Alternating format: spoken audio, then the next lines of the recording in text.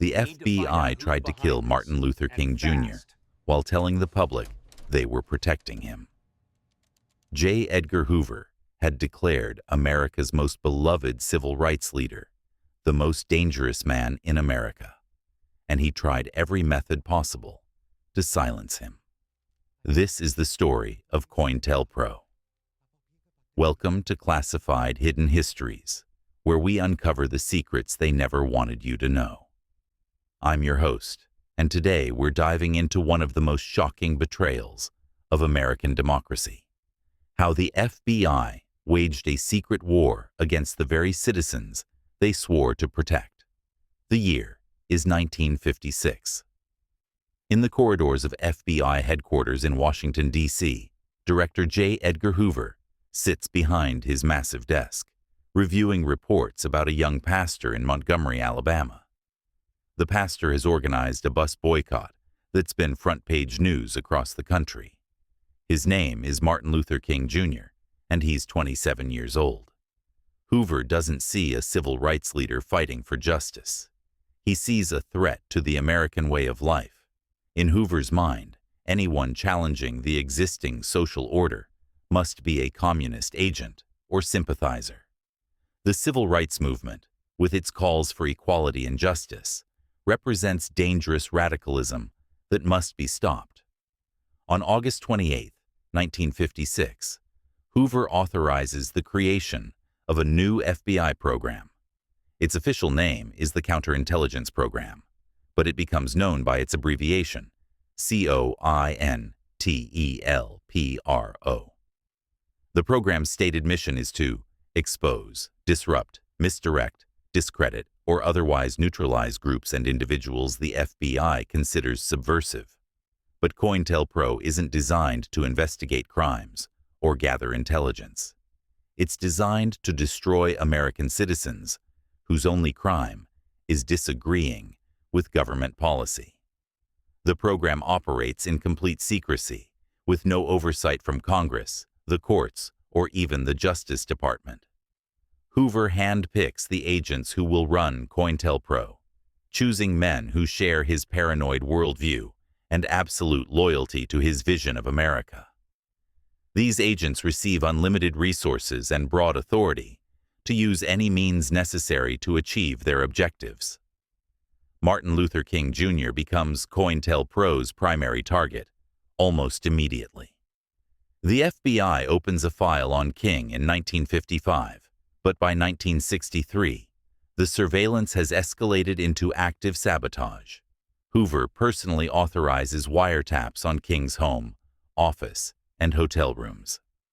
FBI agents follow him everywhere, recording his conversations and documenting his movements. But surveillance isn't enough for Hoover. He wants to destroy King's reputation and influence.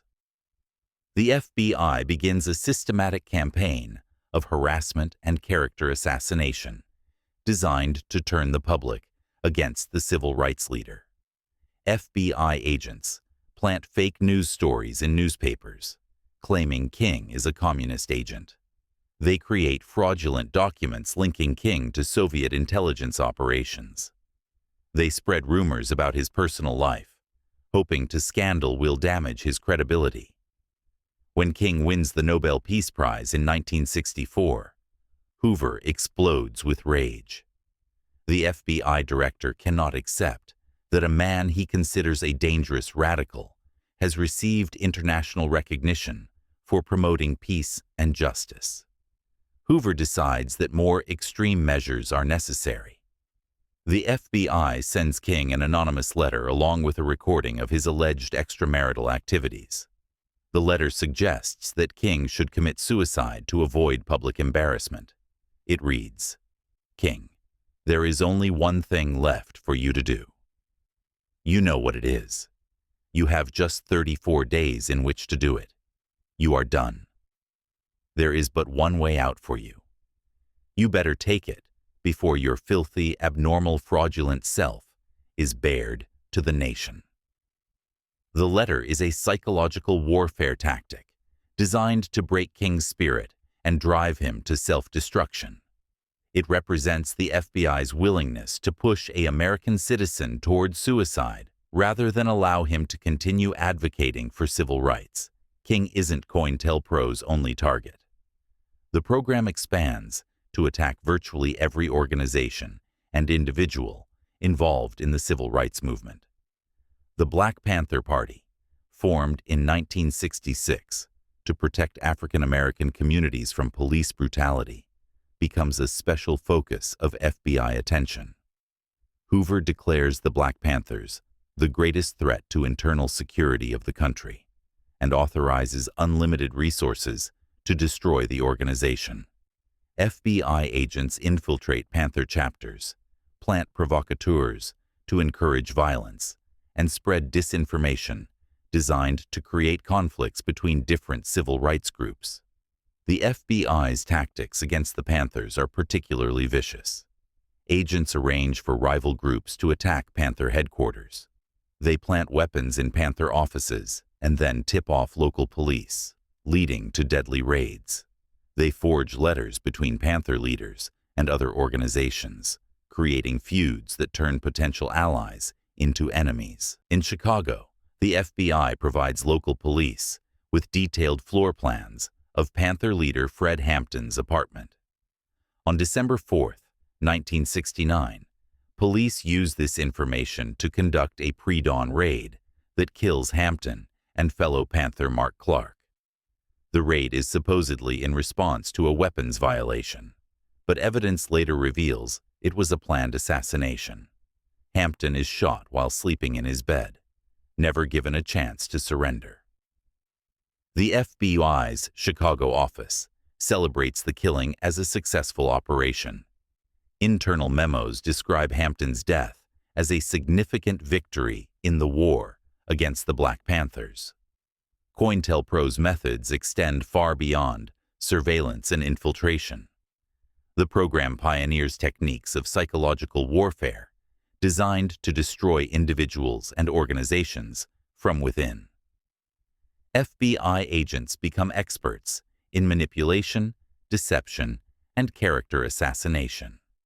One favored tactic is the bad jacket, where agents spread rumors that loyal members of targeted organizations are actually FBI informants. This creates paranoia and suspicion within civil rights groups, causing them to turn against their own members and fragment into ineffective factions. The FBI also specializes in forged documents designed to create conflict between different groups. Agents create fake letters between civil rights organizations, claiming one group is secretly working against another. These forgeries successfully turn potential allies into bitter enemies, weakening the overall movement. Sexual and financial scandals are another weapon in COINTELPRO's arsenal. FBI agents investigate the private lives of civil rights leaders, looking for any information that can be used for blackmail or public embarrassment. When real scandals don't exist, agents sometimes create fake evidence or manipulate circumstances to manufacture compromising situations. The psychological pressure on targets is enormous. Civil rights leaders know they're being watched, but they don't know the full extent of FBI operations against them. They can't trust their phones, their mail, or even their closest associates. The constant stress of living under surveillance takes a severe toll on their mental health and effectiveness. As the civil rights movement gains momentum in the late 1960s, COINTELPRO's tactics become increasingly violent. FBI agents don't just observe and disrupt. They actively participate in planning and executing attacks against civil rights activists. In Mississippi, FBI agents work closely with the Ku Klux Klan, providing the racist organization with intelligence about civil rights workers and sometimes participating directly in violent attacks. The FBI's relationship with the KKK is so close that many Klan leaders are actually FBI informants who report on civil rights activities while continuing their terrorist operations. The assassination of Martin Luther King Jr. on April 4, 1968, remains surrounded by questions about FBI involvement.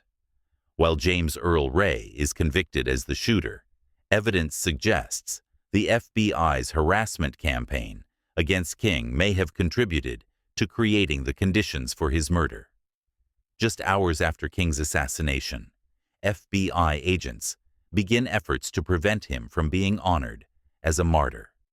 They spread disinformation about his character and tried to diminish his historical legacy. Even in death, King remains a target of FBI operations.